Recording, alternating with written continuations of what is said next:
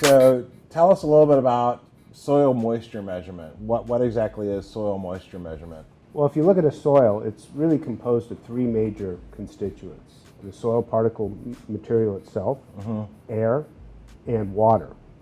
And we're measuring soil moisture expressed as a volumetric water content. Okay. So if you look at a soil, a typical soil might have about 40% of the soil space in a completely dry soil is air. Okay. That can be filled with water as the soil is wetted.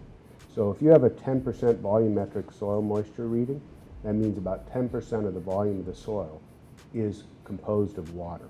Okay. So if you had a 10-inch layer of soil and you had a 10% volumetric water content, that's equivalent to about 1 inch of water distributed throughout that 10 inches of soil. Okay. So it's expressed as a percentage, but what is it in layman's terms? How do you interpret that?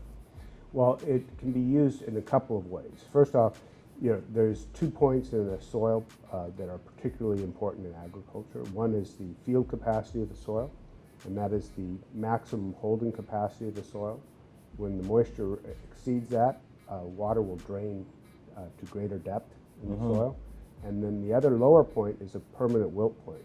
At that point or below, the plant is permanently stressed and damaged. Okay. So really the difference between that permanent wilt point and that field capacity is your management window. Okay.